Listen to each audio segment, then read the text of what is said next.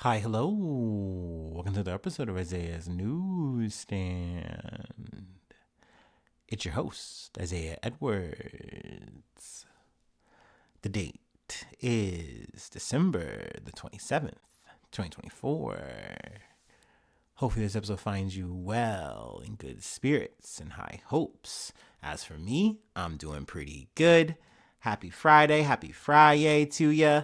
I don't know about y'all, but today didn't feel exactly quite Friday. I had to kind of remind myself that. I think it's because you kind of had like a weekend in the middle of the week, if you're me, or had like a similar holiday situation.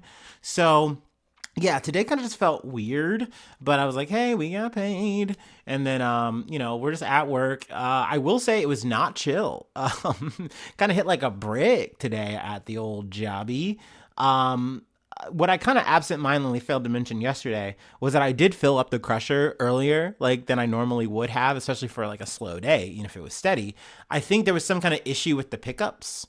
So I come in and it's just hit. It's just bad. There's cardboard everywhere. It's messy. Not only that, no one's touched any other trash either. So I was like, oh, it looks like you guys just left it this way. And I kind of hate this because like there's always a few people who will kind of like almost come up to me or insinuate like, hey, why is it like this, Isaiah? What's going on? And it's like, dude, I don't know. Especially when I'm just getting into work. That's always like my least favorite thing. When you literally clock in and you get to your station, your destination, you're taking an assessment of what's going on. You're trying to figure it out. And then people come to you like you're some kind of wizard. Like you should just have this kind of foresight and already know. So what's the plan? Like give me the backstory. And I know sometimes it's innocent and I'm just taking it personally. But sometimes it is like, oh, you're my superior. You're coming up to me. You're asking, and now you're not only you're wanting a debrief on what happened, but you're also looking for the solution of how I'm going to figure this out with like no help. Like I don't know. They did send someone down for like 5 minutes, so I thought that was like nice. Thank you for allowing me to get the free assist for at least a limited time only. I'll take it. And overall, everything went. Overall, though, today did go well. Let me say that. I know maybe dramatizing it a bit. It's just that is definitely something I find to be annoying. Where it's just like, hey, man, I'm in the trenches just like you, except I got to figure out how to handle this. I got to figure out what to do. Luckily, though, it didn't feel too bad. I feel like I got a handle on it towards the middle of the day. I think I'm good. I think it's fine. They'll figure it out for the weekend. It's not my problem. But yeah, no, overall today was good. Work was good. Let's talk about the gym because I think I fucked up. I was feeling right. I was feeling randy. I was feeling like I could do this. I can do whatever. I'm so back right now, dude. I'm so back right now, dude. And I was like, I'm gonna do some free weights. Let's get it. Let's get it. I saw this thing on. I was like watching some more or less gym talks, and essentially there's like this science lifter or whatever. I really like. I can't think of his name right now. Maybe like Josh something or whatever. I'm not looking it up. But anyway, he was talking about like, oh, you can do this to kind of work on your chest, and it's like free weights. And I was like, ooh, I do miss some free weights. Ooh, I do. I would love to do that actually. So I was like, let me go hit the free weights real quick. Let me take a break. Let me do it. And I did. And I not only did I do that, but I also more or less did my full routine. And I was like, yeah, this is fine. We're doing some curls.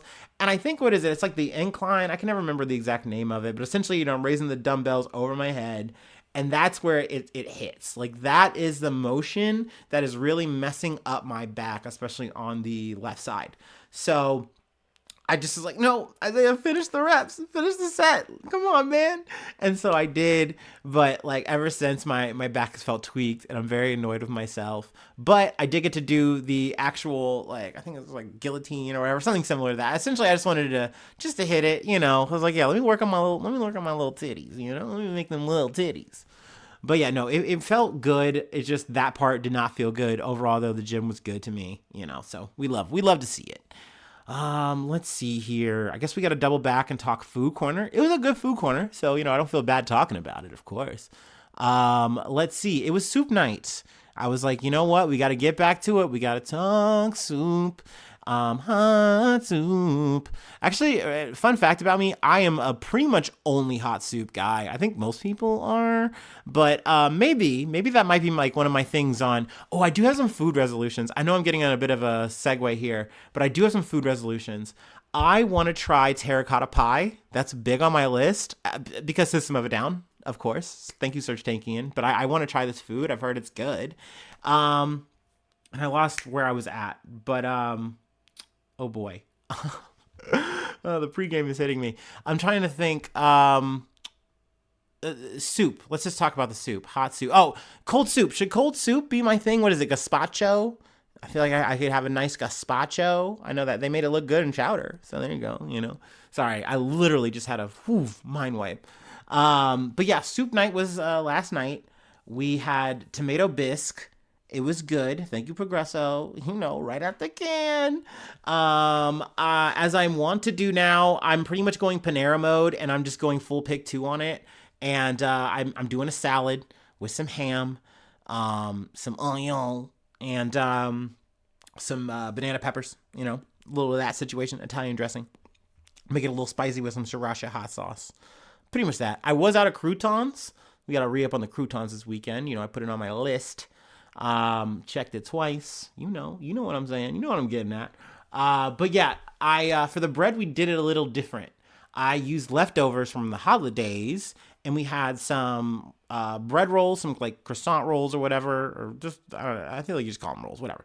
They really weren't croissants per se, but the little rolls. That sounds like pigs in blanket, but no pig. You know what I'm saying? You get the image. You see the vision. Are we linking and building right now? And then I had some leftover za'atar bread, so I was happy. I was happy as hell. To kind of like heat it up, kind of toast it up a little bit, I threw it in the air fryer with some butter, and then I finished it off with some olive oil, kind of wake it up a little bit, make it a little moista.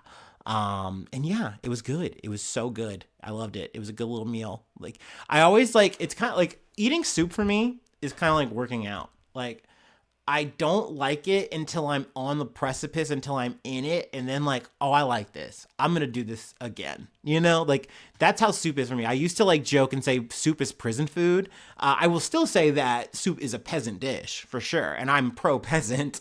So at the end of the day, it's just a meal that I can just go, this is good. If you give me some soup and you give me some bread, I'm good to go. Also, a bit of an aside before we go ahead and get into the news. I know I'm running along, but who cares? Bit of a weight check. I am at 224. So that's where we are sitting at. I'm surprised I made it through the holidays like this. I literally had checked the scale on Christmas and I had lost weight. That's the first time in my...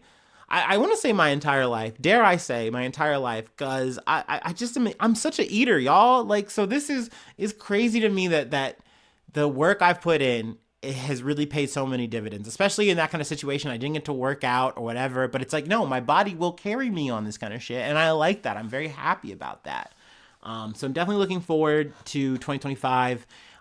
What we're going to be doing with fitness, I don't know yet. I kind of want to I'm so resistant to change. I don't want to switch up what we're doing. I feel like it's working, but I also know that it's like, hey, you can target things. You can switch this up and make this more efficient. And you got to maybe get out of your comfort zone. That's definitely something that other gym rats have told me, and I'm just so hesitant to do it. I'm just clinging to the fist post that is my routine as of now. You know what I'm saying? So yeah, there's that. Last thing I wanted to hit was I had got a notification today, and it really made me happy because, full disclosure, last night after I got done recording, I kind of had a bit of an anxiety moment where I was like, I'm so shit. I'm so bad at this. Oh, they're gonna hate this. Oh, I'm so bad at this. I can't believe I'm doing this for 3 years. I suck. I have moments like that, y'all. I'm a real dude. I don't know. So it was one of those things where I was like, yeah. I've had that moment before. I've talked myself off. Obviously we're back. But something that was really reassuring and very nice to see in my notifications from Spotify was that I hit my 10,000 plays.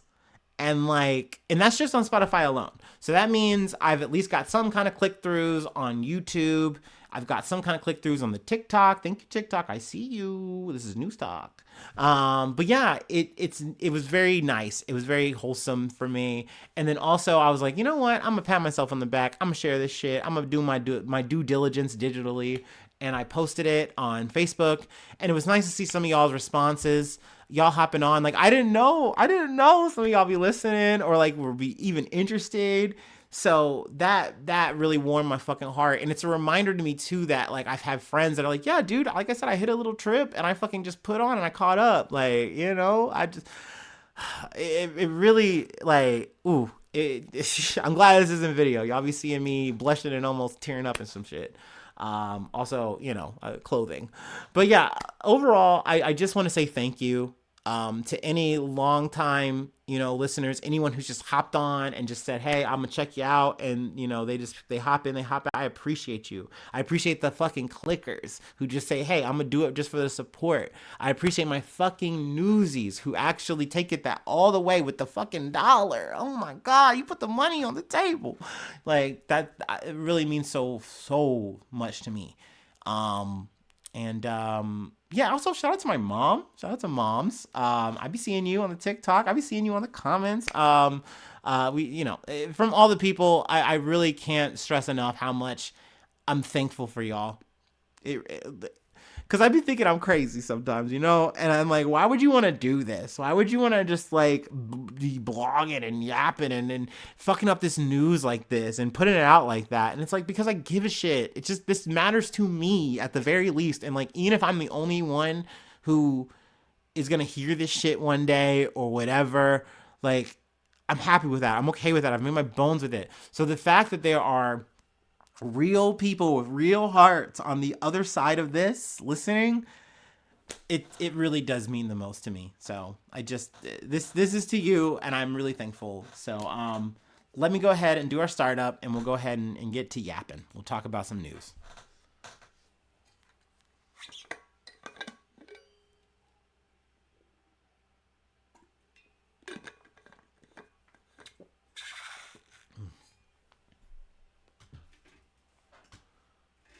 Oh.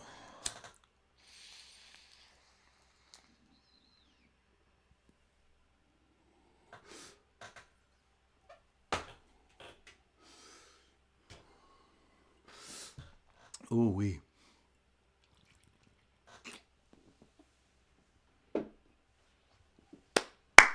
All right, let's get to it. From the BBC. South Korea votes to impeach acting president Han Duck-seo.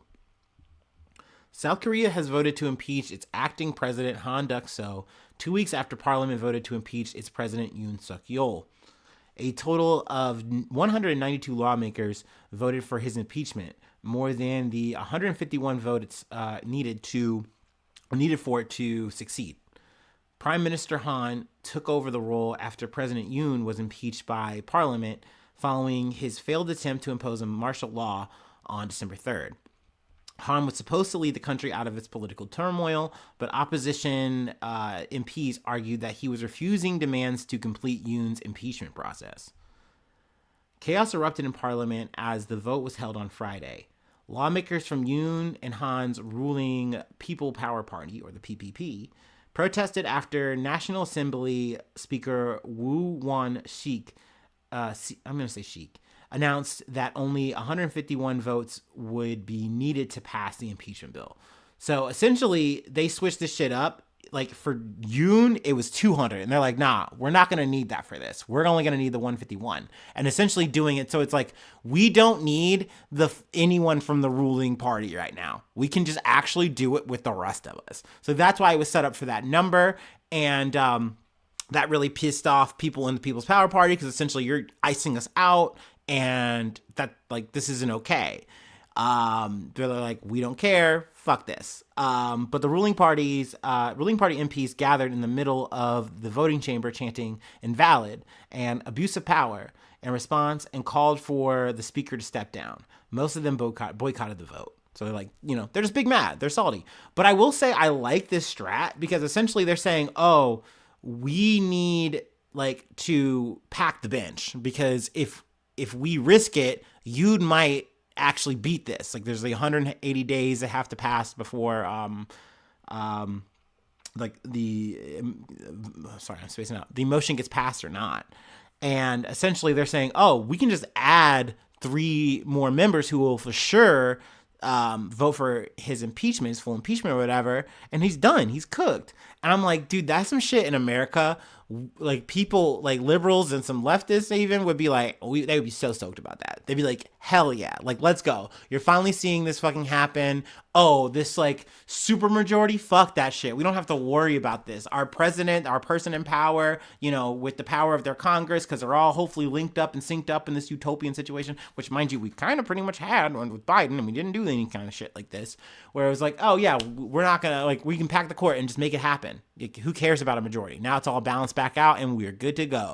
Well, what happens if, you know, then the next person in power does it and they stack it? Okay, well, we'll do it too. Like that's a whole potential option here, but essentially it was going to get tried out or is being attempted here.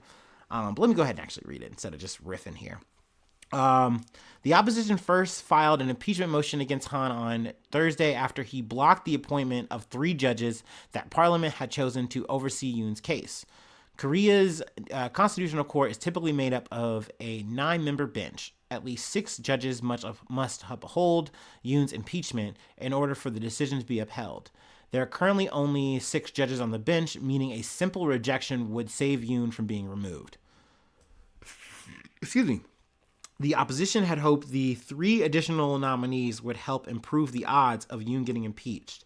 This is the first time an acting president has been impeached since South Korea has became a democracy. Finance Minister Choi Sang-mok, or Mok, one of the two maybe, is set to replace Han as acting president.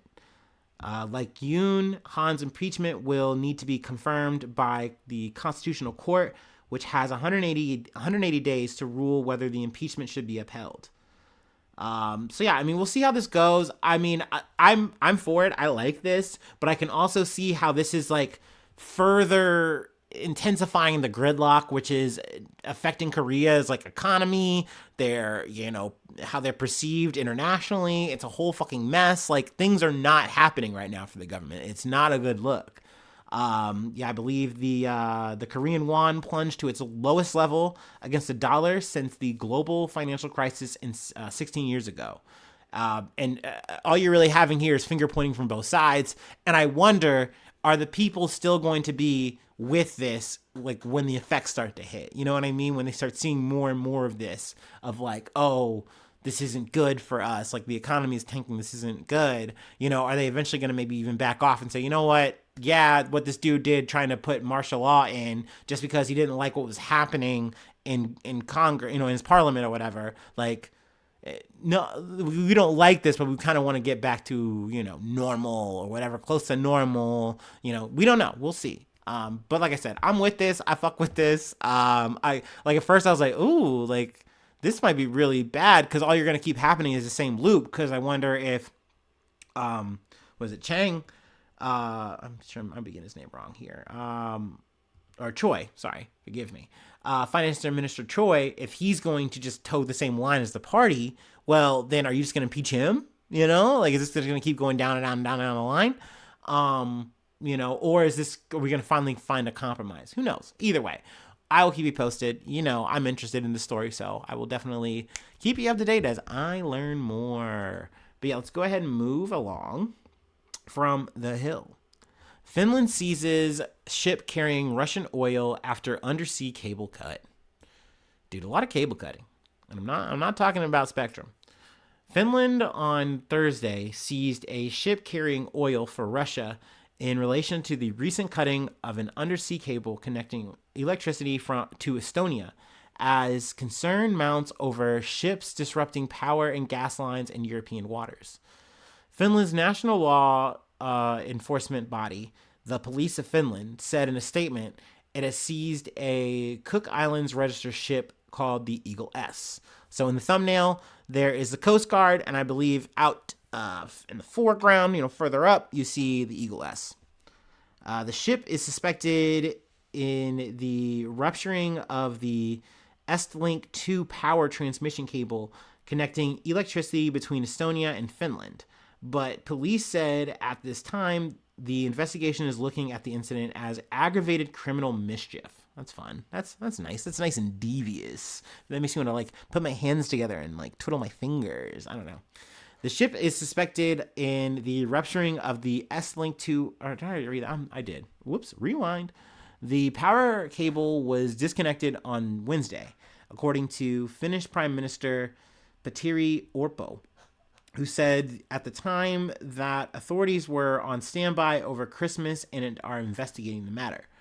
European officials said the ship is suspected of carrying Russian oil, part of a vast shadow fleet Moscow is using to circumvent Western sanctions imposed over the war in Ukraine. The European Commission said the disruption is the latest in a series of suspected attacks on critical infrastructure. Now let me pause here and let me just speculate and ruminate a little bit, because this is just me thinking out loud on my Ed Sheeran shit. Why, if you're a part of the shadow fleet, and you're doing this thing, which is carrying Russian oil, which is, once again, you know, it's sanctioned. You can't. This is hot oil. This is illegal. Why then would you go on a Call of Duty side mission on what, the behest of the Kremlin or whatever, and you would cut a fucking cable and then get caught? Like, why would you do that? Why? Like, it just seems way too stupid to do. But I mean, hey, narrative, you want to spin it up that way, maybe that's the way it is. I don't know. I know we've covered this a few weeks ago, which I want to hopefully get into in this article. China was accused of the same kind of thing in the same kind of situation. That ship is just now leaving, like, or at least, you know, as of recently. But yeah, I mean, we're saying, hey, they're potentially part of the shadow fleet. They're doing this Russian oil, you know, embezzlement or whatever. They're running it, and then they're also cutting the cables. They're not giving a fuck. This is just reckless and wanton abandon. You know, they're just fucking shit up left and right for fucking Putin, man. I mean, maybe that's the case. I don't fucking know. Once again, this is my speculation. Now it's on, you know, but it just seems like that's a bit much. I feel like you got to pick a lane, right? You're gonna. In my mind, you're gonna get the oil. You're gonna move that oil. You know, like, oh, you know, technically it's our oil, but it's actually the Kremlin's oil. I don't know, man. Like, if that's the move, that's the move. That makes more sense to me than saying, oh, we're gonna do fucking both because we can. Like, that's out of a movie shit. That's goofy shit to me. But let's see. We strongly condemn any deliberate destruction of Europe's critical infrastructure. Officials said in a statement. The suspected vessel is part of Russia's shadow fleet, which threatens security and the environment, while funding Russia's war budget. We will propose further measures, including sanctions, to target this fleet. They're like, we're fucking them up economically. But it also could be an accident. So we kind of can't go full on out on them. Because once I heard, because like that wasn't the first narrative when we were talking about China a few weeks ago. I didn't hear that. But this time, for some reason, oh, well, maybe it was an accident. Like, maybe that is a thing that does happen. You know, we didn't bring up that statistic to you on the BBC, but now we are. And I'm like, bro, see, this is the shit I fucking hate. And I'm just a fucking dumbass. So like, I'm going to eat it up like it's fucking Campbell's. Like, okay. But like, that's why I try to keep my head on a swivel. Because I'm like, once I peep that, I'm like, well, then maybe all of this is a fucking accident. Like, maybe it's really hard to kind of prove that this is actually with intent, other than the fact that you're just, well, you guys are Chinese, or like, we can maybe trace you to Russia. So like, once again, if you're going to do that, then you have to really provide the evidence to me then. Like, otherwise, I'm kind of calling no believesies on that shit. But I mean, hey, that's just fucking me. I'm a guy in an armchair. Let's see here. Yeah, here we go. Let's talk about the Yiping 3. A Chinese ship called the Yiping 3 is suspected of rupturing undersea cables last month, leaking Sweden and Lithuania, and another connecting Germany and Finland. The Chinese ship recently left European waters despite ongoing investigations into the matter, as officials have accused the vessel of dragging an anchor to cut the line, although they are still investigating whether it was on accident or on purpose. So they don't know, but, you know, I do think they worked out some kind of deal where they could like kind of inspect the ship or whatever. But then once again, we found out like, okay, they didn't really find anything, I think, and they just more or less let them go. But here's an added one that I didn't know about until I read the end of this. A Hong Kong registered ship was also responsible for cutting a critical gas pipeline between Estonia and Finland last year. And I don't know, I would be ready to crash out if this happens like twice. I don't even care if this is on some spy shit or on some like whatever. Like, nah, man, you can't keep having this accident. We're about to regulate, bro. I'm sick of this shit. I'll be ready to crash out as a nation state, I think, maybe. But I don't know. I don't have that kind of power. Anyway, let's move along. I got another update. We're going out of the sea and we're going right back into the air. From CBS News, what caused the Azerbaijan Airlines plane crash in Kazakhstan? Here's what we know so far. Officials are trying to determine what caused the Azerbaijan Airlines plane crash in Kazakhstan on Christmas Day that killed 38 people on board, leaving 29 survivors, as speculation mounts that Russia's military could have had a role in the disaster. Ooh, intrigue, new narrative unlocked. Azerbaijan Airlines Flight 8243, an Embraer 190 aircraft, was flying from the Azerbaijan capital of Baku to the city of Grozny in Russia's North Caucasus region on Wednesday when it was diverted for reasons that aren't yet fully clear. While it crashed while trying to reach another airport in Aktau in western Kazakhstan. Cell phone footage appears to show the aircraft making a steep descent before hitting the ground and exploding in a fireball about 2 miles from the Aktau airport. Photos from the scene show the rear portion of the plane's fuselage still intact after the crash, lying upside down in a field. The airline said 67 people were on board, 62 passengers and 5 crew members, and 38 people crashed or died in the crash, but 29 of those on board survived. That'd be so crazy to survive a plane crash, dude. Holy fuck. Like, that's like, well, I guess on some law shit or whatever, but like, holy moly, like, ooh wee. Investigators have discovered both of the so-called black boxes, the flight data, and the cockpit voice recorders from the crash site. So I'm definitely sure that we are going to be coming back to this with more information because things are looking a little sussy. Russia's Civil Aviation Authority, Rosavizia, initially said it appeared that the pilots diverted to Aku after a bird strike.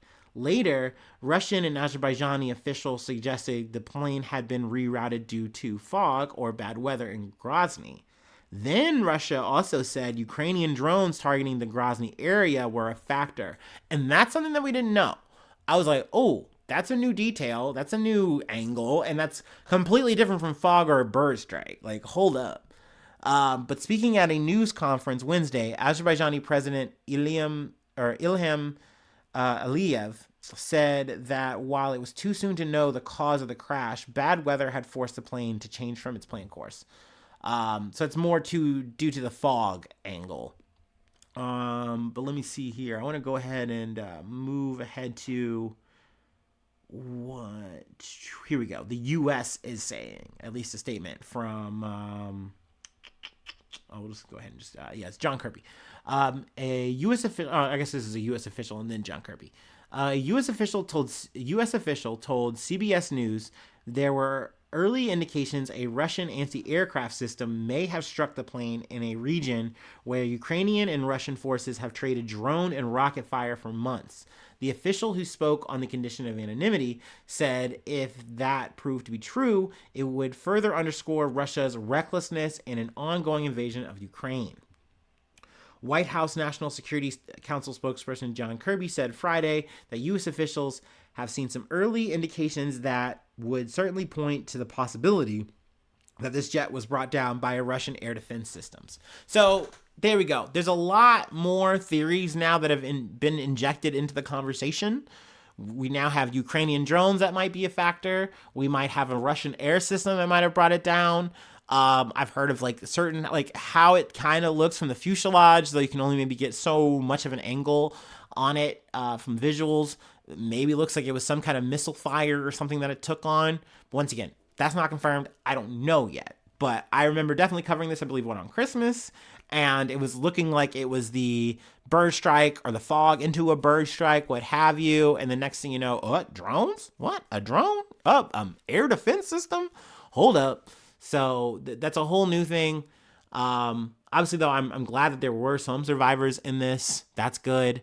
Obviously, unfortunate, for the people who lost their lives, including the 2 pilots that did the best that they could. I'm definitely very interested to hear what the cockpit audio recordings are going to be, or just more details out of the black box. I mean, damn, we're closing out of the year with like some military intrigue from the from a plane crash. Jeez, shit.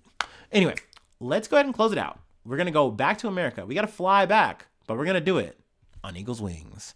Let's go ahead and do our last break, and we'll close it out.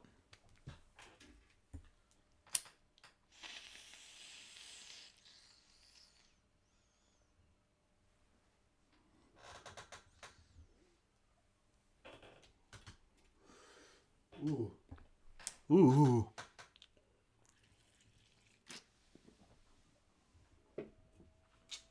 Okay. Okie dokie.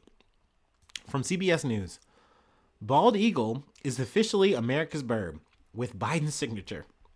Damn, dude. I keep wondering, when is the last time I'm going to be saying that motherfucker's name? Like, who knows, man? Anyway, the bald eagle is emblematic of America. It's on coins and bills, graces the Great Seal, and inspired conservation efforts that brought the species back from the brink of extinction. Though it was first used as the national symbol more than 240 years ago, Congress has never made it official. That changed earlier this year, and on Christmas Eve, President Biden signed the legislation declaring the bald eagle the official national bird. For nearly 250 years, we called the bald eagle the national bird when it wasn't, said Jack Davis, co-chair of the National Bird Initiative for the National Eagle Center. But now the title is official, and no bird is more deserving. Caw-caw, caw-caw. I'm gonna try to get this right. I tried to practice it, but now we're in the trenches. It's been a long road for the Heliotis leucophalis. I totally fucked that up. God damn it. Leucophalis, the bald eagle's scientific name, known for its striking white head and yellow beak atop its brown body. Native to the U.S. populations of the bird, native to the U.S. populations of the bird, which eats fish and carrion, but was also known to prey on livestock, according to the Fish and Wildlife Service. First declined due to habitat and prey loss. They also mentioned a pesticide. I believe it was like it was in the 20th century. I think it was post World War II. But also before this, we actually as Americans used to hunt bald eagles. That's something that I think I kind of had heard before in like some random kind of blurb, but I also then heard about it today listening to some news. But yeah, they had to pass a bald eagle protection act in 1940. But yeah, and then there was a whole pesticide, DDT, became a common thing in American farms, or American farming, I should say. So, you know, the bald eagle in America has been through a lot, all the while being a symbol of us and our American excellence, brother. Caw-caw, yeah, like, you know, fucking eagle with fucking like automatic ARs and some shitters. I don't know. You know, I'm sure you've seen a fucking AI generated thing like that, or, you know, maybe someone you know has drawn a thing like that. I don't know, man. You know, crazier things have happened. But I guess salute to the bald eagle. Hell yeah. We love a bald eagle. We love a McDonald's fry. You know, American made, brother. Yee. So yeah, there we go. I figured that was worth mentioning. But yeah, that's where we'll leave it. That's what we'll close it out for today. If you'd like to support the effort, become a newsie today. Do a Patreon. Patreon.com/Isaiah News. It's pretty much just a tip jar. You can hear some old archive episodes that, you know, are what they are. They're not much to them. They're kind of dated for sure. But yeah, I mean, you know, I also shout you out at the top of the month, which is coming up. A new year, new Z, you know, that roll call, that's fresh. That's primo shit, brother, sister. But yeah, you know, that's a thing. You know, it's an option. But free ways to hit me up. IsaiahNews1@gmail.com. Feel free to follow me or the podcast on any of the socials. Like I said earlier, I'm on Facebook, you know, Mark Zuckerberg's app. I'm on X, the Everything app, formerly known as Twitter. Elon Musk's app. I'm on Blue Sky, Jack Dorsey's app again. But I don't fuck with that much. But hey, I mean, you can hit me up. And hey, I'm gonna eventually get back to those TikTok DMs. I will. I promise. Mike, I see you. If you're listening, you know I'm gonna get there. I'm gonna open it. I'm gonna like that shit. But yeah, that's it. That's oh no, the YouTube. Subscribe. Please subscribe to the YouTube. We're trying to get there. I think I'm at 91. Let's try to get to 100. I mean, I would like to make that a New Year's resolution or before the end year thing, but hey, that's okay. If we can't make that, that's all right. This is a patience thing. All right. I can do that. We can play the long game here. But yeah, trying to get to 100. From 100, I'm trying to get to 200 and then on and so forth to at least 500, Um, trying to do some numbers. But yeah, that's really it. Hit the like button, leave a cool comment. That's always helpful for the algorithm. And sharing is caring. Tell a friend. Maybe, I don't know. That's the thing. If they like chill vibers who hang out and do fun breaks and fumble around some news a little bit and talk about their life, hit them up or send them my way. But no, thanks so much for tuning in. Thanks so much for being a friend. And hopefully I see you soon for some more good news. I love ya. Bye-bye. Mwah.